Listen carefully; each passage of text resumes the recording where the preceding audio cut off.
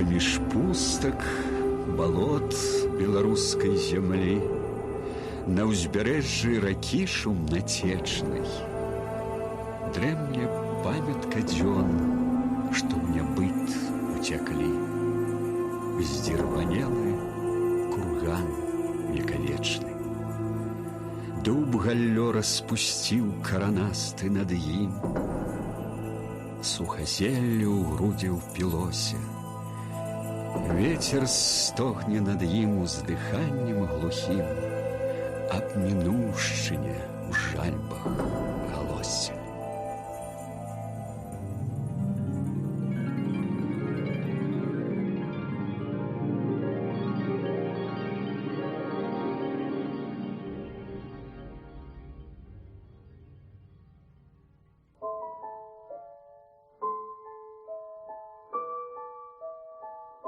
У фальварку Вязанка вілейскага павета, непадалёк ад Радашковіч, цяпер Маладзечанскі раён. Сям'і дробнай засцянковай шляхты Бянігны Іванаўны і Дамініка Ануфрыевіча Луцевічаў 7 ліпеня 1882 года нарадзіўся хлопчык Ясік, Іван, якому наканавана было стаць песняром беларускай зямлі.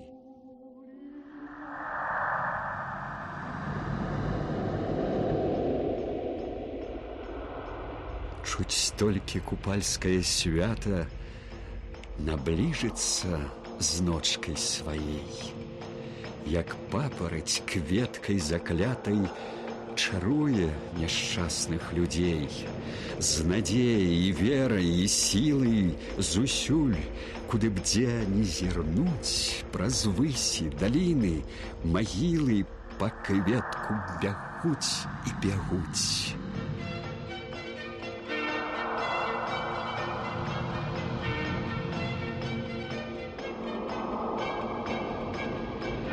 Купалле, купала. Псеўданім паэта мае глыбокі сэнс не толькі таму, што ён нарадзіўся на купалле, а яшчэ і таму, што усёй сваёй творчасцю Янка Купала шукаў кветку шчасця для свайго народа. Бясконцыя пераезды бацькоў арандатараў у пошуках кавалка хлеба перашкаджалі вучобе. Днём Янка працуе з бацькам на гаспадарцы, а ноччу чытае і перачытвае ўсё, што пападалася пад руку. Вандроўныя настаўнікі, народныя вучылішчы ў Сеніцы, прыватная школа ў Мінску, беларускае народнае вучылішча былі пачатковай адукацыі хлопчука. Мне мудрасці кніжнай не даў Бог пазнаць. Мой бацька не мог даць раскошаў такіх. Навучыўся я слоў беларускіх ад маці і дум беларускіх без школы і кніг.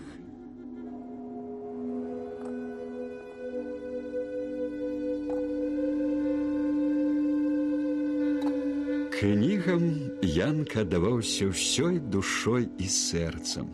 Яны разбудзілі ў юнака фантазію, закранулі паэтычныя струны. Раптам памёр бацька, малодшы брат і 2 сястры. Гэта страшна змагло Янку. Ён кінуў гаспадарыць дома, наняўся ў Броварадзе, знаў такога пекла, якога яшчэ не меў. Але паэтычны талент бярэдзіць душу, словы самі складаюцца ў радкі. Але хоць колькі жыць тут буду, як будзе век тут мой вялік, ніколі, браткі, не забуду, што чалавек я, хоць мужик. У газете «Северо-западный край» от 15 мая 1905 года быў надрукаваны першы верш «Мужик». А праз 3 гады выходзіць першая кніжка Купалы «Жалейка». На свет заявіўся малады, самабытны паэт. Восенню 1908 года Купала атрымаў запрашэнне прыехаць у Вільню. Запрашэнне не абы-куды, а ў самую Вільню, якая была асяродкам грамадскага і культурнага жыцця Беларусі. Тут ён адчуў іншую атмасферу, удыхнуў водар свабодалюбства. Малады паэт трапляе ў літаратурнае асяроддзе Вільні, пашырае свой кругагляд, павялічвае духоўны багаж, дзякуючы працы ў бібліятэцы «Чытальні знані» і газеце «Наша Ніва», у якой друкуецца шмат яго твораў. Ёсць некалькі міфаў пра Купалу, якія яшчэ бытуюць у літаратуразнаўстве, асабліва на ўзроўні масавай свядомасці. Это быццам бы Янка Купала самавук. На самай справе ён меў вельмі высокую адукацыю. Па-першае, в яго быў асабісты настаўнік. Это Владимир Самойла, які вучыўся ў Петербургскім універсітэце. Потым ён вучыўся на славутых прыватных універсітэтах у Санкт-Петербурге і ў Маскве. Апрача таго, ён набыў адукацыю у асяроддзі, такім высокаінтэлектуальным. Другі міф, быццам бы ён селянскі сын, і поэтому апісваў этнаграфічнае быццё сялянства. На самой справе ён паходзіць з радавітай беларускай шляхты, якая пачынаецца где-то ў 17 стагоддзі рода. Потым эта шляхта была беззямельная. І дзед і бацька яго нанімаўся эканомам фальваркі або знімаў в аренду. Аднак, паколькі ён вёў такі лад жыцця, не меў свайго гнязда, таго нераскіданага гнязда, дзе мог бы сабраць архівы пра свой родавод. Поэтому дзед яшчэ яго не змог даказаць непрарыўнасць свайго шляхецкага роду. Потому яго не зацвердзілі ў дваранстве в России і перавялі, так сказать, у жыхары горада, мяшчане, мяшчанскае саслоўе.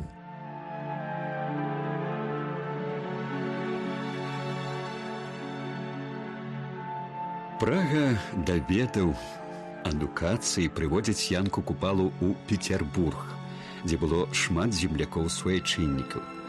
Сярод іх знайшліся людзі, якія падтрымлівалі імкненні маладога энтузіяста, прадказваючы яму вялікую будучыню як паэту, як прароку нацыянальнага беларускага адраджэння. Купала пасяліўся ў доме прафесара Браніслава Эпімах-Шыпілы, які маральна і матэрыяльна падтрымліваў паэта.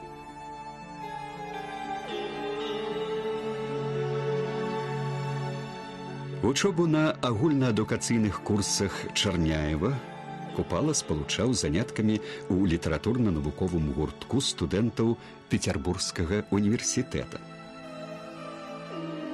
У лістападзе 1912 года Купала чытае студэнтам свой новы твор, камедыю «Паўлінка», прэм'ера якой адбылася ў Вільні 27 студзеня 1913 года. Першай выканаўцай галоўнай ролі стала Паўліна Мядзёлка. Паўлінка трывала легла ў падмурак беларускага нацыянальнага тэатра.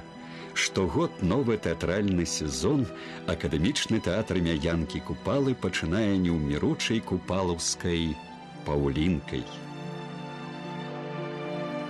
Захапленне тэатрам, павышаны клопат аб арыгінальным рэпертуары вывелі на сцэну лепшы твор беларускай камедыяграфіі.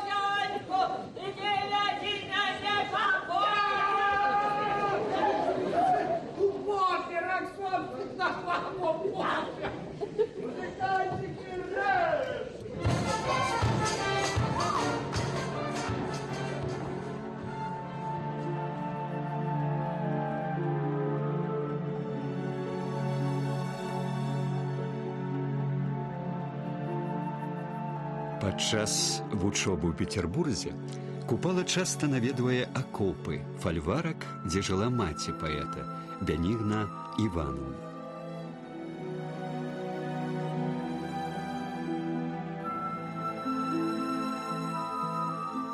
На жаль, нічога не засталося на гэтым месцы. Рэшткі саду, бярозкі, дзе была сяліба, падмурак, нямыя сведкі натхнёнага, узнёслага перыяду творчасці паэта.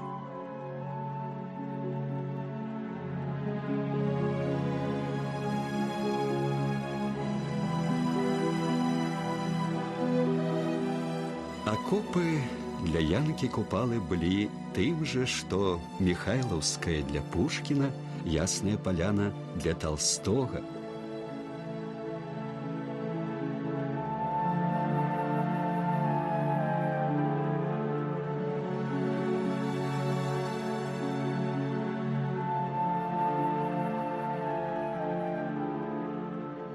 Тут ствараўся другі зборнік «Шляхам жыцця», тая ж Паўлінка, раскіданае гняздо, напісаны паэмы Бандароўна, Магіла льва, Яна і я. У дзень пісалася 200-300 радкоў вершаў.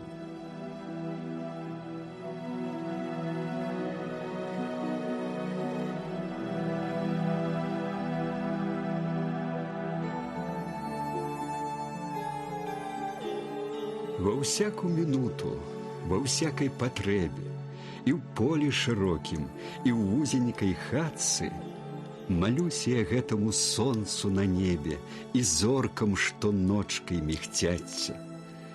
Малюся я небу, зямлі і прастору, магутнаму Богу, всесвету малюся. Ва ўсякай прыгодзе, ва ўсякую пору за родны загон Беларусі. Беларуская літаратура класічна складвалася з 25 по 20 год, 15 гадоў. Это прыкладна так, як расійская от Пушкина до Блока. Вот это классика. Вот прикладно. Поэтому такая была пунктирность и поскоренность. То есть колькостно, конечно, неправнально з расійскай літаратуры, колькостно. А якасна это на тым самым узроўні. Вот, значит, гэта ўжо ўзровень сусветны. Прытым Купала і яго паслядоўнікі, і так сказаць, аднагодак Якуб Колас, гэта ўжо як бы арыентаваліся на сусветныя архетыпы культуры. У іх ярко выявіліся, скажем, антычны архетып, антычны архетып чароўнага музыкі, чароўнай музыкі. Гэта Арфей. І нават іх назвы іх твораў. Вот, скажем, нават еще Бушевича, дудка беларуская, смык беларускі, Купалы, жалейка, гусляр. Это ориентация романтичная, а может быть нават неоромантичная ориентация на врятавальную миссию мастацтва в житті человека. Вот, значит, это уже классика. Значит, фактично Купала – это починальник и лидер белорусской классической литературы. У верасні 1913 года Янка Купала вяртаецца ў Вільню. Яго прыезд усхваляваў всю беларускую грамадскасць. Купала працуе сакратаром у беларускім выдавецкім таварыстве, а неўзабаве стаў рэдактарам-выдаўцом нашай Нівы. Газета чыталася ў самых глухіх кутках Беларусі, трапляла ў розныя раёны Расіі, за мяжу. Цяжкасці з выданнем нашай Нівы надзвычай узраслі з пачаткам імперыялістычнай вайны, душыла цэнзура. Водгулле вайны все выразней чуецца ў Вільні. З Вільні пачалі выязджаць. Купала апынуўся ў Маскве, ва ўніверсітэце Шаняўскага, а ў студзені 1916 года яго прызываюць у армію. У гэты ж час Купала ажаніўся з Уладзіславай Францаўнай Станкевіч. На беларускай зямлі ішла жорсткая барацьба паміж рускай і германскай арміямі. Заходняя частка Беларусі была акупіравана казераўскімі салдатамі. Грамадзянская атмасфера была даволі напружанай, неспакойнай. Неспакойным быў і настрой паэта, які так блізка прымаў да сэрца людскую бяду і гора. Бадай гэты факт тлумачыць, што 1916 год быў самы бедны у творчай біяграфіі Купалы.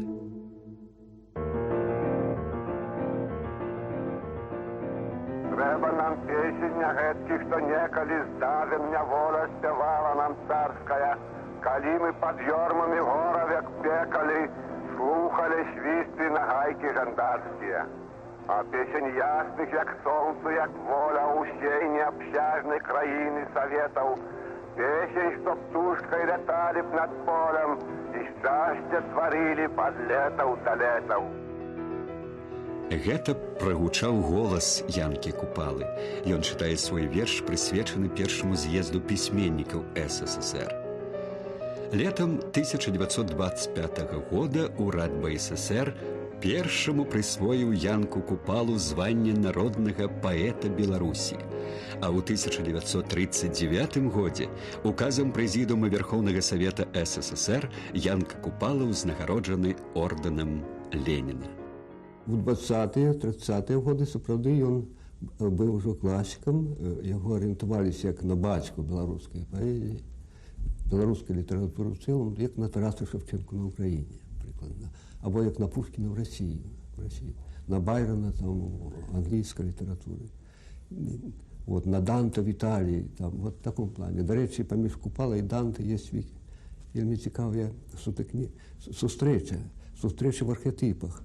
І Данте у своей боской комедии показал выход человека из пекла праз чистилище, чистец до раю, у рай.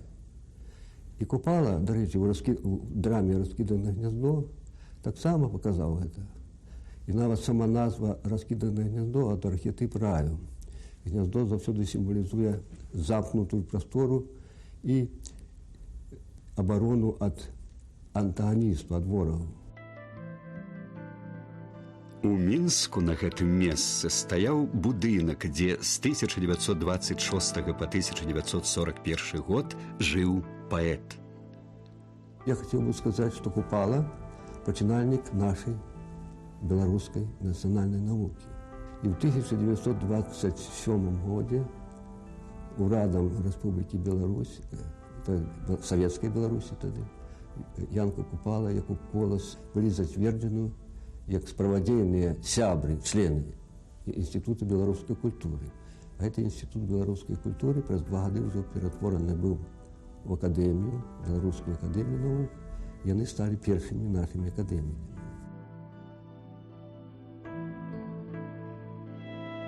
Непадалёк ад Оршы, у Ляўках, на высокім беразе Дняпра, стаіць драўляны будынак, дача Янкі Купалы. Купала вельмі любіў Ляўкі за іх асаблівую прыгажосць. Сюды ў госці часта наведваліся пісьменнікі. Але ў Ляўках Купала не толькі захапляўся прыгажосцю прыроды. Ён уважліва углядаецца ў навакольны свет, часта сустракаецца з простымі людзьмі, калгаснікамі, школьнікамі, працуе над новымі творамі.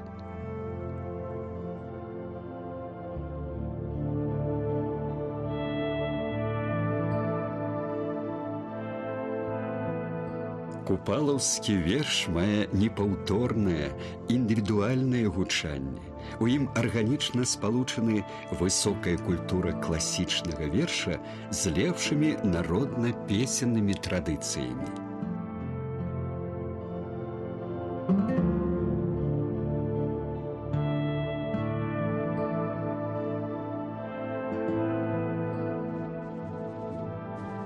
Усё неспакойней, трывожней набліжаліся з захаду грозныя хмары. Апошнія мірныя хвіліны аддзялялі айчыну ад страшэннай навалы вайны.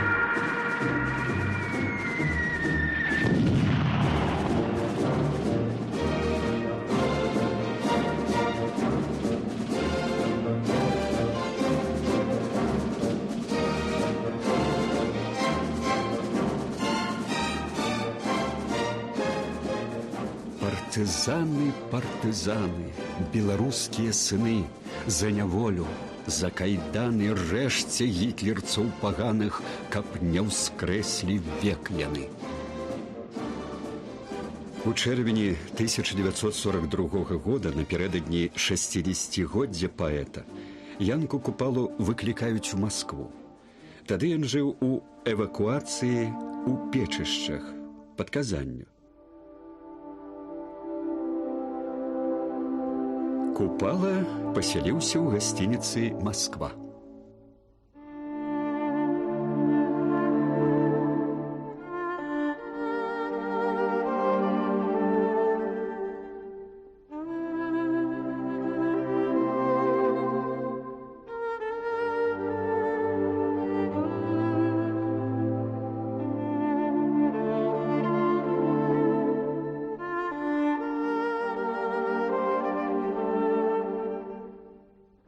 Увечары 28 чэрвеня у нумары Купалы зазваніў тэлефон.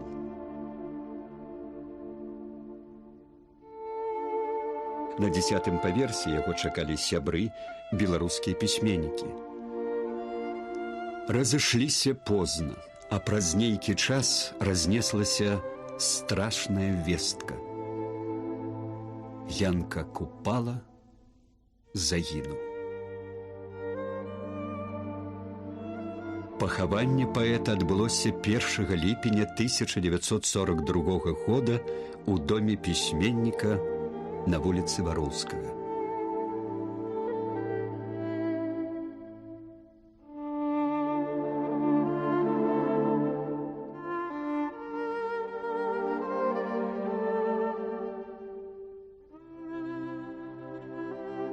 У 1962 годзе урну з прахам паэта перавезлі на родную зямлю. Творчасць Купалы і іншых пісьменнікаў эпохі адраджэння, яны былі адначасова і філосафамі, і вучонымі. Яны даказалі, што Беларусь існуе з 10-го стагоддзя як дзяржава. І беларуская дзяржаўная і культурная традыцыя вымяраецца тысячагоддзям. Што яна жыве, і яна, так сказаць, уваходзіць в сімфонію сусветнай культуры. Вот. В этом сэнсе Купала остается нам як бы гарантам того, што Беларусь мае будучыню. Вольны ветер напеў вольных песен табе. Бор зялёны ўзняў дружным гоманам. Сонце полымем вызвала к слаўнай сяўбе. Зоры веру влілі сілам зломаным. Падымайся з нізін, сакаліна сям'я, над крыжамі бацькоў, над нягодамі. Занімай, Беларусь, маладая моя, свой пачэсны пасад між народамі.